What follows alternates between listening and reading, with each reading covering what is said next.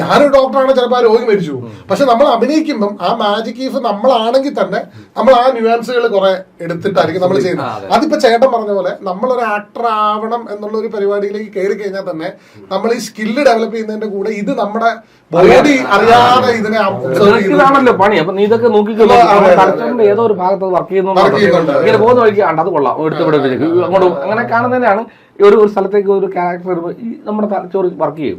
അപ്പൊ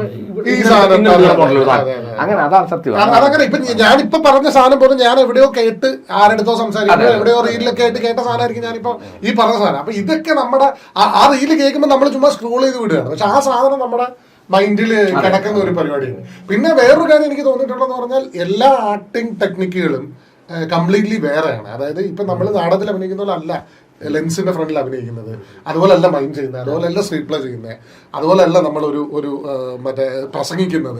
എല്ലാ ആക്ടിങ് ടെക്നിക്കുകളും വേറെ വേറെയാണ്. അപ്പൊ ഞാൻ അത് പറയാനുള്ള ഒരു കാരണം എനിക്കിത് ചേട്ടൻ്റെ അടുത്ത് ചോദിക്കാനുള്ള ഒരു കാര്യമാണ്. ചേട്ടൻ നാടകത്തിൽ ലെജൻഡറി ആയിട്ടുള്ള ഒരാളാണ്. അപ്പം ഞാൻ മനസ്സിലാക്കിയിരിക്കുന്ന ഒരു കാര്യം എന്ന് പറഞ്ഞാൽ ഞാനും സ്കൂളിൽ കോളേജ് മുതൽ നാടകം ചെയ്ത് അങ്ങനെ നാടക പ്രവർത്തനങ്ങളിലൂടെ സിനിമയിൽ എത്തിയ ആളാണ്. അപ്പൊ ഞാൻ മനസ്സിലാക്കിയിട്ടിരിക്കുന്ന ഒരു കാര്യം എന്ന് പറഞ്ഞാൽ ഈ നാടകത്തിൽ നിന്ന് സിനിമയിൽ വരുന്ന ആൾക്കാരുണ്ട്. അപ്പൊ അവരിൽ അങ്ങനെയുള്ള ആൾക്കാരെ എടുത്തു കഴിഞ്ഞാൽ സക്സസ്ഫുൾ ആയിട്ടുള്ള വളരെ കുറച്ച് ആൾക്കാരുണ്ട്.